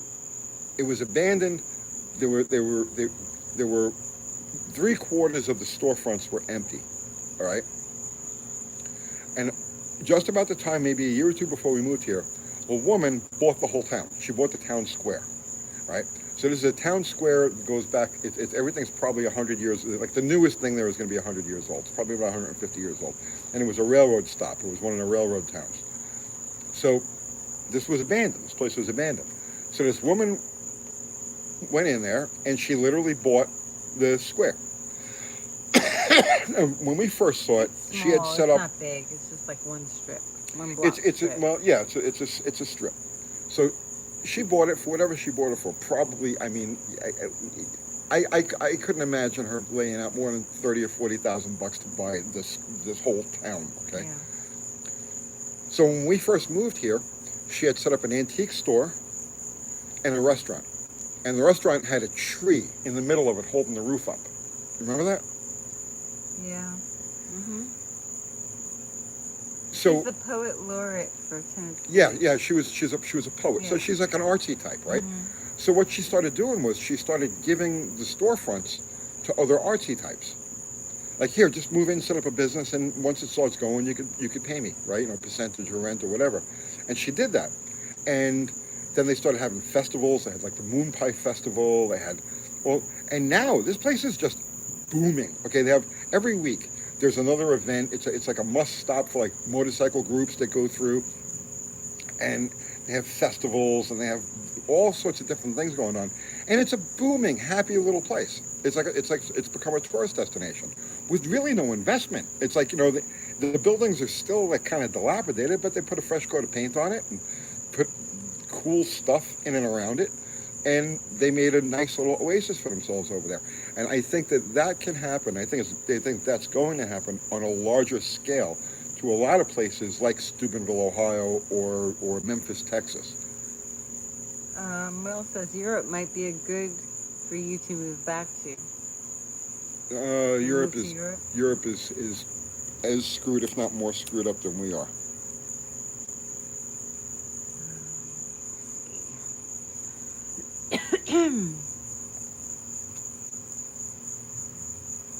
What will be under the rug pull? Power Toys is asking. What will be under the rug pull?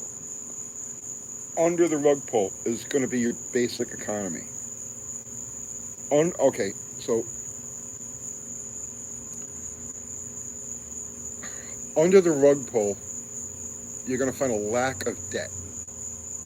Okay? So when I say a lack of debt, every system that we have today, so if you go back, let's say you go back 200 years, right? You had honest transactions, right? You had honest transactions done with honest money, right? And you had a very simplified system. You know, yes, there was the stock market, but there were no derivatives markets. There weren't. Well, when you're saying honest money, I think you need to define that because you're talking to you're talking to people right now. When you need to define what honest money is when you say that. Hard currency. Hard Define currency. hard currency. Uh, well, the United States dollar is defined as 1 ounce of silver. The constitutional definition of the United States dollar is 1 ounce of silver. And the exchange rate, as far as the Constitution is concerned, is 16 ounces of silver to 1 ounce of gold. That was the original exchange rate. Then it was like $18, and then it was like $22, and then it makes no difference. These are like arbitrary numbers that are made up as they go along. But the United States dollar is defined as 1 ounce of silver. Period. The end. It's not defined as anything else because that silver is a hard, tangible commodity.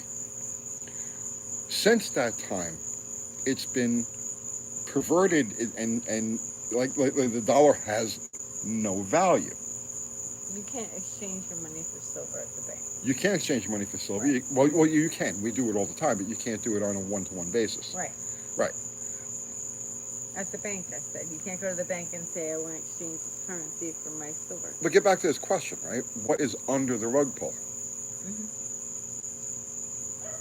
It's hard for anybody to imagine with the world that we live in today and the way things are structured today. It's hard to imagine the lack of debt. Because everything you do is based on debt. All of the markets that you're involved in, all of the banking system, everything is based on debt. The dollar is debt. If you use a debit card, even though you have the money in the bank, you're not using it as a credit card, you're using it as a debit card, you're still dealing in debt because the dollar itself is debt. Under the rug pull is the lack of debt. So the good news on that is that, or the good part of that for the general person, for the average person, is that when the debt goes away, your debts go away. So, like whatever you owe on a house, let's say, or whatever you owe, it's done because the institutions that you owe it to won't exist because those institutions are all based on debt, right? So that's the good part. The bad part is that everything you use for commerce today is based on debt also. So all of that goes away.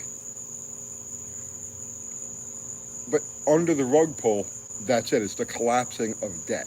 And this happens time and time again through history. This isn't the first time Well, you this were happened. talking about derivatives, and you didn't finish that sentence. Well, you've got a derivatives market that's somewhere between $1 and $4 quadrillion, depending on how you look at it, right?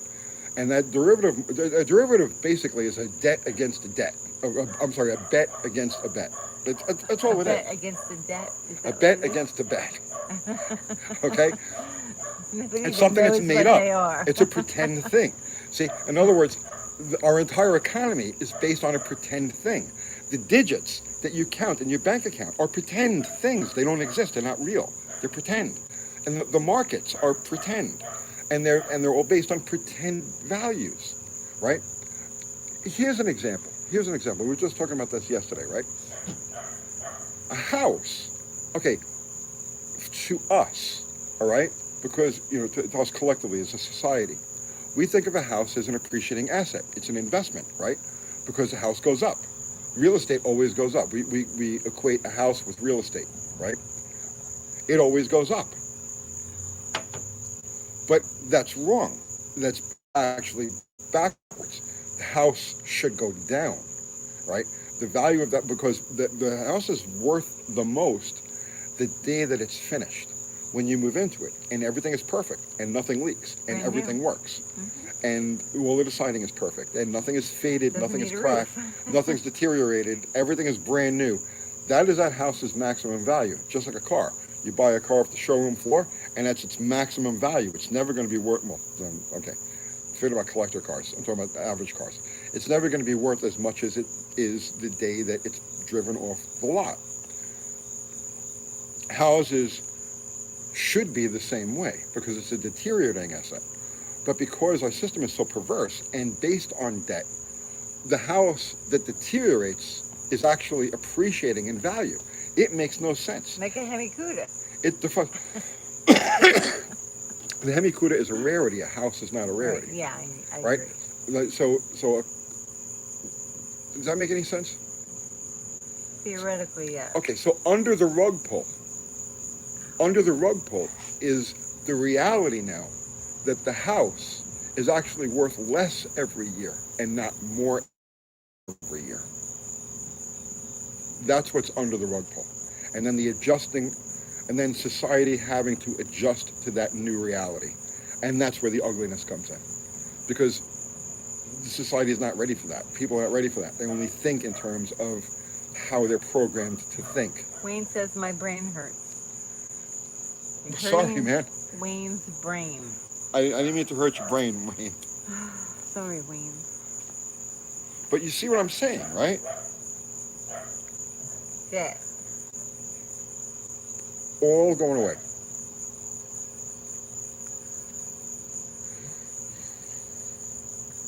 See, 100%. But how? I'm sorry, this is a little dark to read for some reason. 100%, but how will that be inflicted? Foreign market?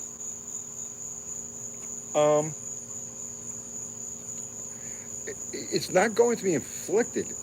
It's just a natural process. So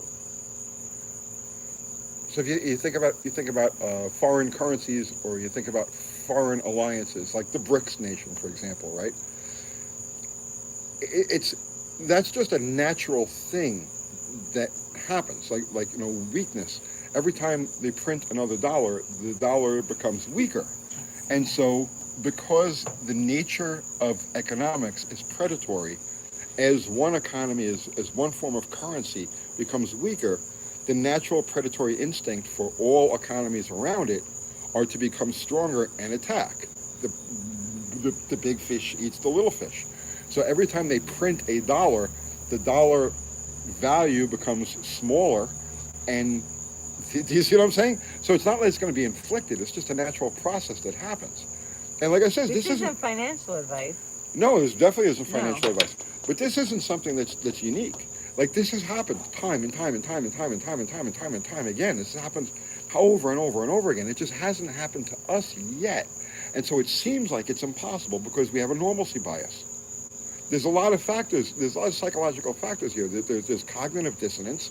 I hear it, but I don't want to hear it, or I see it, but I don't want to recognize it. Okay, and then there's normalcy bias, which this has been the normal thing for my entire life. It'll be the normal thing forever, but it doesn't work like that. And people always make a lot of shortcuts just to get through daily life. Their brain makes tons and tons of shortcuts because we can't process everything. We just can't do it. So. Well, it's like the word mortgage. Everybody wants a mortgage. Go out and get a mortgage, right? What is a mortgage? A mortgage is death pledge. Let's break down the word mortgage. It's death pledge. Yeah. So what a mortgage means is that you're not worthy of a loan. We'll give you a loan for your car, but you're not worthy of a loan for the more important thing that you live on. You'll just pay me until you die. And that's what a mortgage is. Literally, it's right there in the name, mortgage.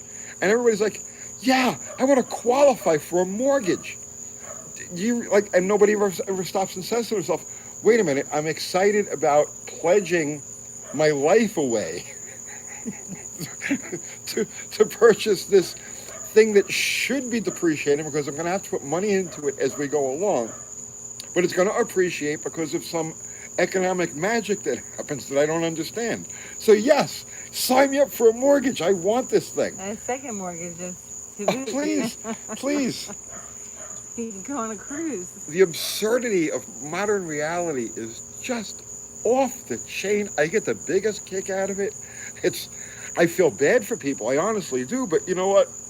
I tell Kathy this all the time. She's like, why do you get such a kick out of the stuff that's going on? It's like, because it's there for anybody to see. It's there for anybody to understand if they want to, but they don't want to. So it's like, fine, I'll just sit back and have the last laugh. Laugh at what? What are you laughing at? Oh, just the general situation. I don't know. Yeah, there's always the reverse mortgage, right? Have a reverse mortgage. You pay this mortgage now? No. Oh my gosh. Hey guys, what's up, bro? What's happening? Dr. Doom. No, it's not doom. It's not doom. Oh my It's goodness. hard to explain to people, like, because she's like, how could you be happy about collapse? No, Right? I'm not happy about collapse. I know you're not, but I get giddy every time I see No, something I'm go on. not I'm like, giddy. No, people are because I gonna be understand hurt how by by certain things that other people are doing. No, I don't get giddy all right, over that.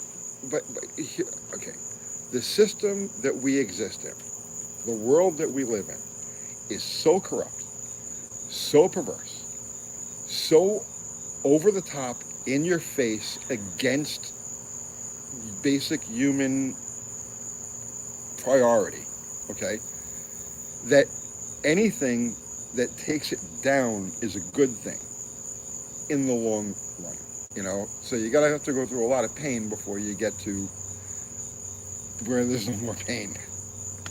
But it's an evil system. It's a corrupt No, system. it's not just a system. It's human nature. It's human nature that does that. It's happened over and over and over and over It happens again. over and It's over and not over like again. this is a new phenomenon. Right. This This has is, been but going on since the beginning of time.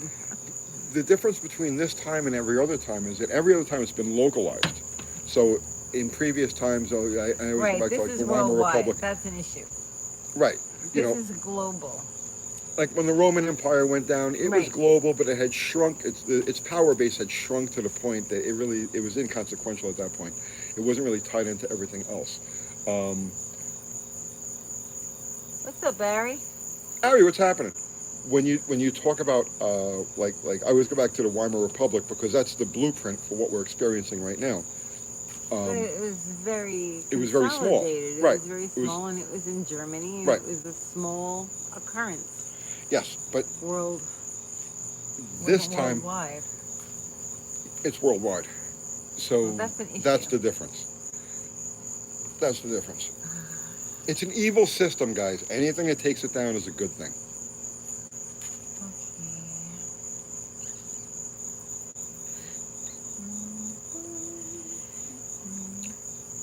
Okay. You take. I don't want to. I don't want to get too Wait, you far. have a super chat. Do you guys have a regular YouTube channel? You guys have a regular YouTube channel? Yeah. Why? We need a regular YouTube channel. Yeah, we do. We have a YouTube channel. Yes. Uncle Tony's Garage. We're talking about cars. Cars. Right, not money. So. All right. I'm gonna stop myself from going too far with this, but you guys can fill in the blanks, all right?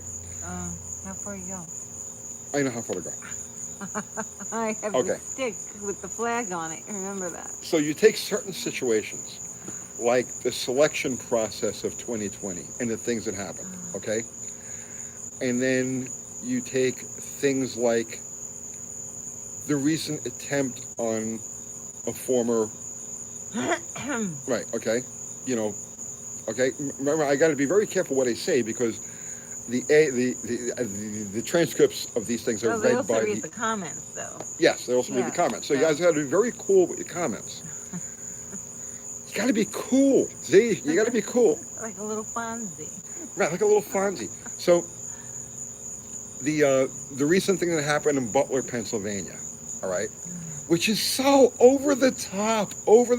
It's like way over the top. Okay. Not the thing that happened, you know, the bang bang part of it, but you know, the guy on the roof and the sniper and the water Okay. tower and all these other things. It's ridiculous. It's ridiculous. Okay, it was an obvious setup, obvious setup, and done that way deliberately. Okay, the thing that happened at the giant sporting event in France. I'm sure all of you guys have seen this, right? I'm sure all of you guys have seen this. Oh, you should And most of talk us are about still that. trying to wrap our head around how over the top it was, okay?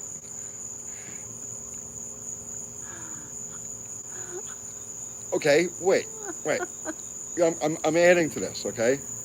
You shouldn't talk about certain things. The person who's been acting as the resident for the last Oh, 4 years.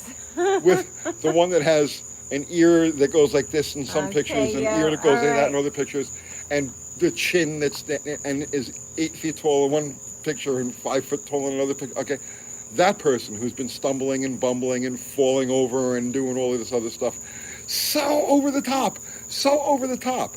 And Dark Brandon, right? You remember that? Remember Dark Brandon with the red and all of that? Oh, yeah. So over the top, so crazy over the top. All right. Do you see where I'm going with this, guys? Do you see? You're starting to get it. All right. Everything has been laid out way crazy. It's been it's been a 1977 Saturday Night Live skit. All right. We've been living through it. The media has been. Okay. Then you get the current person, the woman. That's, okay. The woman. The woman. Aww. Right? The woman of the day right now that everybody's talking about. You mean yesterday, not literally, today. literally the most unlikable human that's ever lived. Maybe yesterday, not today. But What? today is going to be like yesterday. Yeah, Because yesterday is today. You know, she's never been to Europe. Okay?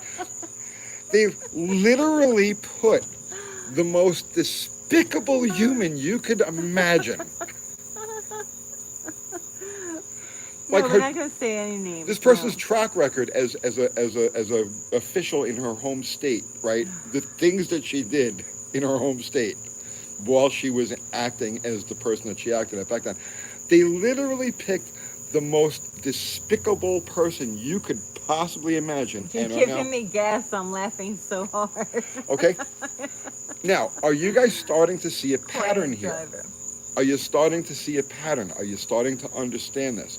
Pure insanity. If you're over, let's say 40 years old, let's say you're over 40 years old and your memory of political things and governmental things goes back pre 9/11. Oscar says it's the mob telling us a message. There's messages being sent.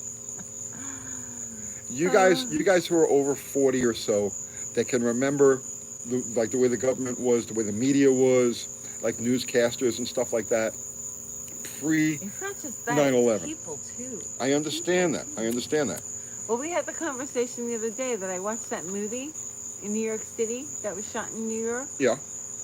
It was done in the 90s, and I was like, I remember that New York. It's completely different now. Right, it doesn't exist anymore. It doesn't exist anymore. The way people were, the way commerce was, just the liveliness of the environment, even though New York was always not the greatest place. Right, but you're missing my point, though. Yeah, I agree with know. you. Right?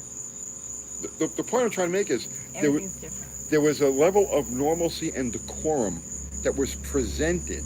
It wasn't real, okay? But it was presented. Walter Cronkite and you know the New York Times and right. None of it was real, okay? But it was presented in a way that was believable, okay? And since the events of 2001, Winnie, shush. Something over there. It's become, they've ramped up the absurdity. More like the clown show. They've ramped it up in every way. Step. Until today, like right now. There's an animal over there. Right now, it's literally a Saturday Night Live skit. That's completely not believable. And this is all being done for a reason. This is all being done for a reason. You have a few minutes to wrap it up. Guys, have I made sense with this? Have I made any sense with this? Dan Rather. Let's see. San Francisco's biggest problems are from tech bros pricing everyone out of the market. Definitely, Oscar says. Your dog needs his own channel. She has her own channel. We just haven't uploaded any videos yet. Dogs eating cheese. Yes, dogs Coming eating cheese. soon. It's coming soon. It's up already. Yep. Makes sense to me. Okay, Yeah. are you seeing it? Yeah. Okay, that's how you know the end is near. Because this is all being done, this is all being orchestrated to wake people up, right? When the average person, You believe that? I don't know I if don't. I necessarily. You may not that. believe it, but I know that it's the fact because I've been watching this happen for Possibly. 25 years now. I don't know. That there are people that really think much differently than we do. Yes. And really believe that the way that they think So here's how this is works. coherent. Here's how this It's works. not. And I'm not the only one saying this, right? Other people have said it, and I agree completely. It's the Pareto ratio applies to this too. Okay?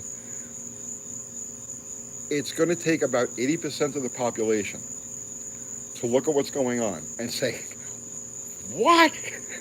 That's not possible." Or that's a blatant lie.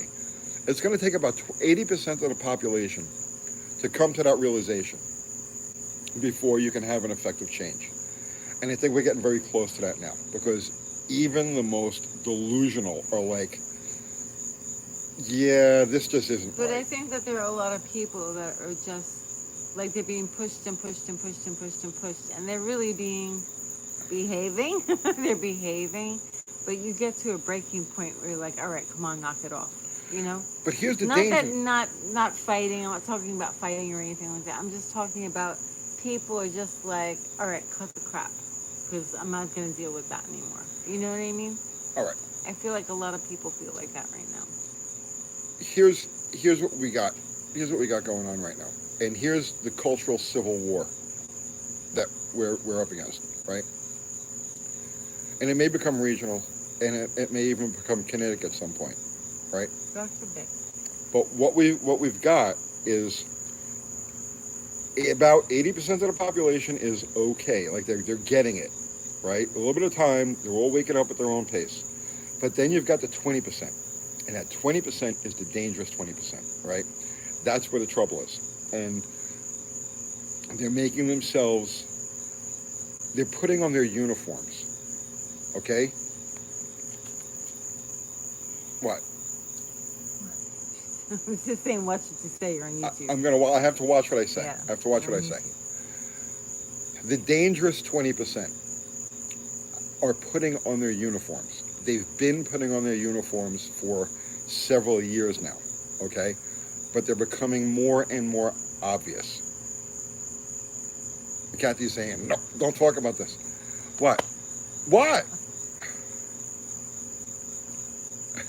Say it. No, I have nothing to say. All right. What? What are you looking at me like that for? I'm just looking at you. They're making themselves obvious. How's that sound? All right, whatever. Right. What? Go back to the people here. Well, if you would stop talking, I go back to the people. Let's see. Tony has averted their reptilian gaze. I I have a what? Tony has averted their reptilian gaze. Funny. Funny. Let's see. So watch They Live. It's a documentary. Yes. Tony says, yeah. Look, Metaphorically, of course. right, you're on YouTube. You just got to be careful with certain words that you use.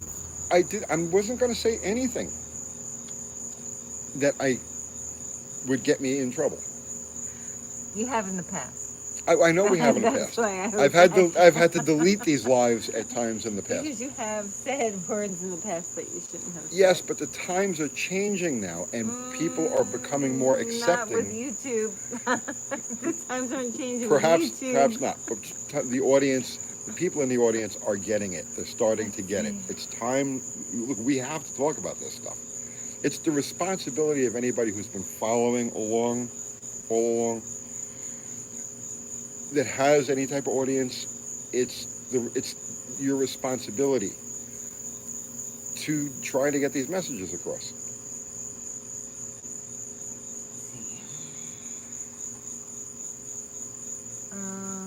Nope, monk. And why should we? I don't know. He's talking to somebody. Let's see. With the development of the Chevron deference, do you think cars will be built better? Okay, so the Chevron deference. Now, at the time that I did that video, events hadn't happened yet. Okay? But that Chevron deference is going to fit into everything that's happening right now in the news. Everything that we can't talk about right now, the Chevron deference is going to fit into that. Time's up. Thumbs up. Time's up. Oh. You're 2 hours in. All right. We'll take a couple more and we'll go.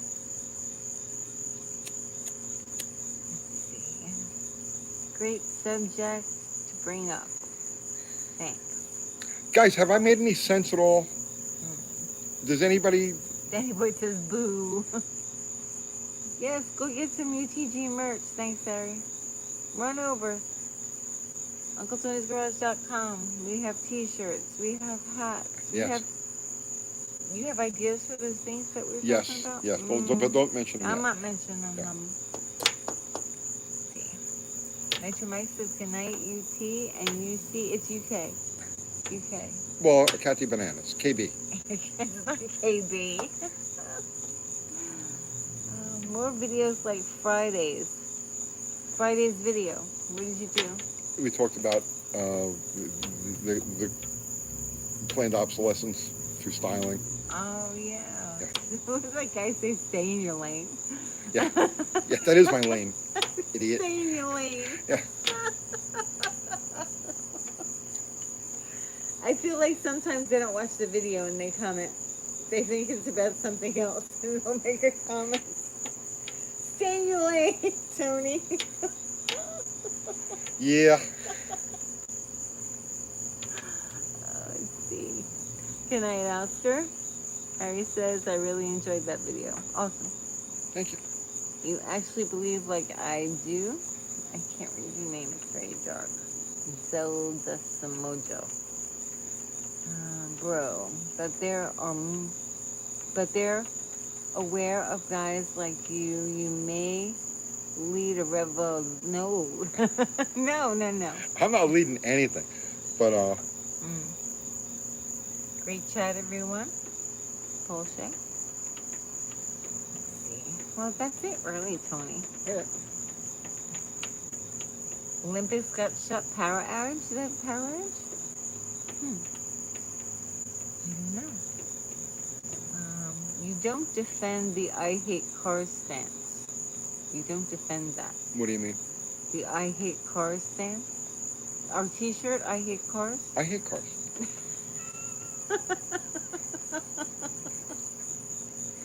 You wear that shirt all the time.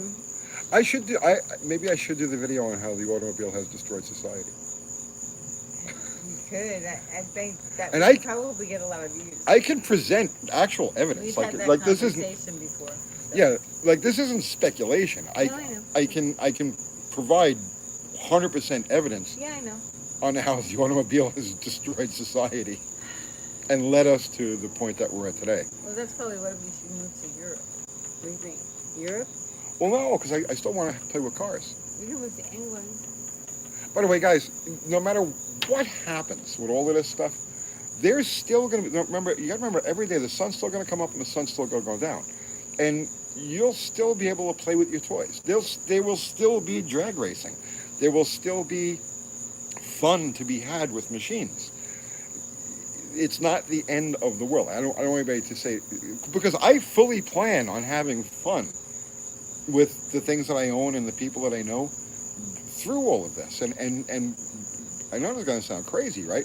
But that's how you win. You see what I'm saying? That's how you win. You win by focusing on productive things that are enjoyable and build community and all of this other stuff, and unplug from all of the chaos. You know, step back. Let the chaos happen over there to somebody else, and just do your thing and keep doing your thing. You know, build your skills, build your trade. You know what I mean? Build community, get to know people, and start a small business. Because no matter what happens, the sun is going to go up and the sun is going to go down, and we all have to eat, and we all have to get places, and we all have to have fun. And that's really how you win. That's it, Tony. Done? Yeah, you're good? I think I'm done. You think? For good. Watch the channel's No. done tomorrow. Demonetized. Work with your hands, yeah. It's always good to work with your hands. Yes. All right, guys. So we're going to wrap it up then. Mm-hmm. So I don't know which of our mods we have. I know Ari's here. Ari's here. Fubar? Mexican Spec was here and Fubar was here. Azira wasn't here tonight. Yes. Mexican That's Spec. what I saw. Yes. Ari, Fubar. Guys, thank you so much. Thank you, everybody. Everybody contributed to Super Chat. Thank you. Always appreciated. It pays for dog treats. Like ridiculous numbers of dog. She starts her classes next week. Yes, yay! Dr. Art is going to be in on the classes too. Yeah. Yes. Lucky is going to show Misty. Yes, Misty is a border collie mix. Mm-hmm. So Dr. Art's going to be with us at the dog club. Yeah. And Dr. Art will be with us on Wednesday night, and he does his live every Monday night, 7 o'clock Central Time. Oh, that's what time Misty's class is. Or maybe he's got to move it to a different time. I don't know. But he's here with me on Wednesday nights, Tech Talk. Maybe he'll do live from the dog club. Maybe we could do a live from the dog. You could? Yes. I mean, you'd have to do it without me. Oh, we'll figure it out. All right. So, guys, thank you all so much. And I have nothing to talk about for this week coming up. You just said you were going to do a video on how the cars destroyed society. Well, I don't know if I'm going to do that yet. Oh. I don't know if I'm going to do that yet. Okay. Yeah. All right. Bye now. Bye, bro. Yeah, that's it, guys. Good night, everybody. Good night, all.